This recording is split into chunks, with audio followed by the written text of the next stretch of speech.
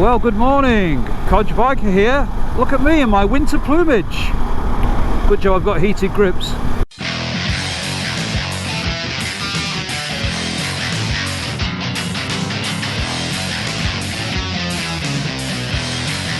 Okay, well, it's been quite an odd couple of weeks here in England. No fuel. So I've just been past the garage there and there was nobody in it, so either that means that the crisis is over or that they don't have any fuel. Don't know. That's not the reason I've been staying in though. We've had torrential rain. Anyway, I won't bore you with that. I did take the bike in the house and decide at last to fit my integrated Apollo heated grips, which I bought I think back in February. We couldn't be bothered to fit in the summer, so hence the winter plumage. And my new grips, which I've got on the highest. They're recommended to me by a watcher who said, have you seen them? And I must admit I hadn't heard of them.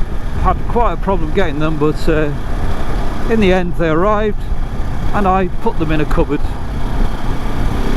for 6 months at least. So one of the reasons I didn't bother is because I had the Oxford heated grips, which are absolutely red hot. They're too hot for me. I don't think I ever get beyond about 4 of the 7 settings. So if you want hot heated grips, I would absolutely recommend the Oxford heated grips, which most people go with. Unfortunately on my bike the control button was difficult to get in a suitable place. I've seen people mount them on the tower or at the side of the fairing or on the headlight, but none of those I like, so I had them here on the mirror mount, which is okay, but then it blocks the button for the traction control, whereas you can see now I've got complete freedom of movement with my hands. So from that point of view they're just better. Aesthetically I think it looks better. Now there are 2 types of these heated grips at least, so mine are completely integrated. In other words, it's all one grip. I've seen one where it looks integrated but there's a separate part that goes there on inside of it. So these are completely integrated. I'll put the part number up if anyone's interested. I've got them on full. You press the button and it changes colour: blue, green, yellow, red, off. So I'm going to leave them on red, which is the hottest, and they feel quite fine to me. It's not the coldest day, but there's a cold breeze. Quite a lot of evaporation going on with the rain because it was like a canal on here yesterday. So, you know, it's about 11 degrees, something like that, maybe 12. A bit cooler when you're riding. So, don't really need them on. But yeah, they're working okay. I would put them on a par for heat, having had them on for about 15 minutes, with the KTM heated grips. In other words, I don't think they're as hot as Oxford heated grips. I really didn't expect them to be, but as I say, I never had a problem with the KTM ones. A lot of people say they're not hot enough, so if you don't like the KTM ones, stick with your Oxford. But if you like integrated, reasonably warm ones, then these Apollos seem quite good. I don't like about the Oxford or even the KTM is this controller that sits on the side, gets in the way of my buttons, traction control and things. So hopefully I can have a button just here and there's just the wire, and then get rid of this. Okay, so I managed to get the grip on easily enough. Unfortunately it's just a bit too wide, as I expected, and it rubs against the bark buster, so it would jam your throttle. So I've got the choice of moving the whole of this along a couple of millimeters, which I don't really want to do, or I'm going to risk just trimming off that. Of course, it's a very close fit. If you're not running bark busters, if you're just running the normal handguards, these will go straight on. But I'm going to just get a sharp knife and trim round there and remove that end piece and just hope that there's no wiring. Can't see there's to be wiring on that bit. So you can see I'm just gradually trimming this end piece off. I won't have to do that on the other side. just so that it can not jam on the bark buster. Don't want the throttle jamming. Okay, one thing definitely to be noted is that on this side, this wire is a lot thicker. There's the Oxford wiring. Well, having said that, the control wiring is quite thick, because this is going to be a bit thicker for the full run. See, the Oxford heated grip, it's the same length, and it's actually pushed against the bark buster, but it doesn't matter on this side because that's just non-moving. In fact, it's a bonus holding it in place. So I don't think that we only need to cut the Apollo on this side, and there was no need to cut the Oxford one on this side either.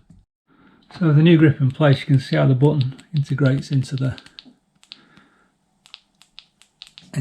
handlebars. I can get rid of this. No need for this horrible Oxford button anymore. So I'm inside the headlight now. I've removed the headlights and get the wiring.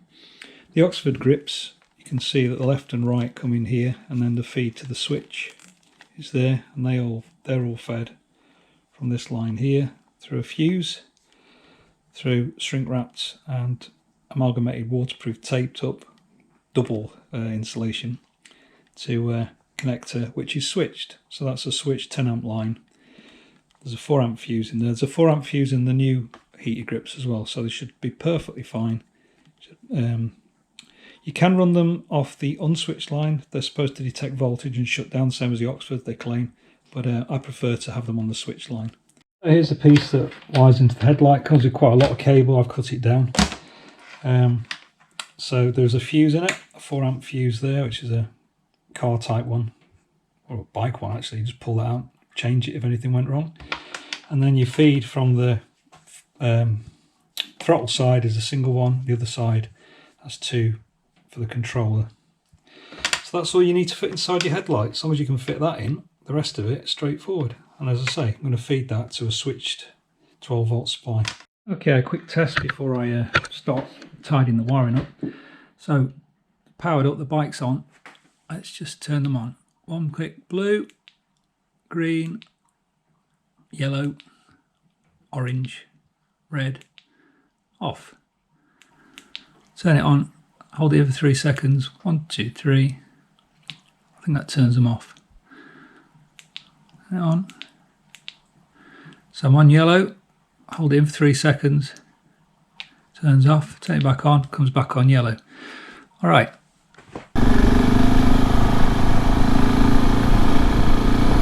Hello fields, winter week, blimey, don't hang about. That's beautiful down here. Right, so pull over in a minute and just go over them. So if I press it, I can turn it off. If I hold them in for 3 seconds, they go off. Quite warm actually, without gloves on, as you'd expect. Press it once and it goes to blue. Press it twice, goes to green, which is the next warmest, then amber, then orange, then red. Actually, yellow must have been the middle one. And if you turn it off 3 seconds and then turn it back on again, it comes back where it was set. Unfortunately, if you turn the bike off and you turn the bike back on, they don't come back on, which is used to annoy me with the KTM ones, but it's a small price to pay. The Oxford ones would come back on, but it's so much neater in terms of not having this button in the way. I did notice when I went for the indicators that there's a new thing in the way, so you have to be aware of that, but it didn't really make any difference. These indicators are quite recessed anyway. So all in all, I quite like them. How long they'll last, I don't know. As I say, it's annoying that you have to go through a sequence, because if you miss it you've got to go around again, but I think the Oxford could go up and down, but then you had to look down at it, so you know. So turn the bike off, turn it back on,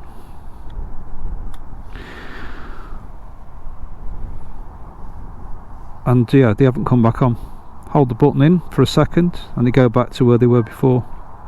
So I'm going to set them to yellow, which is in the middle, because I found those quite warm enough.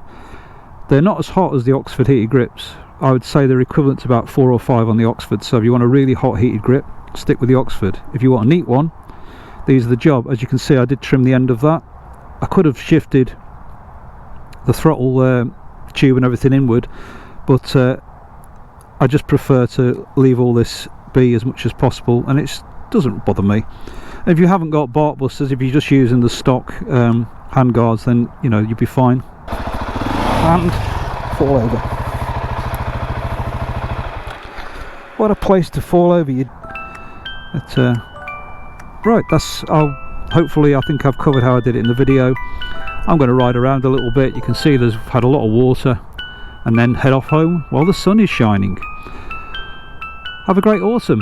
Codger Biker is out.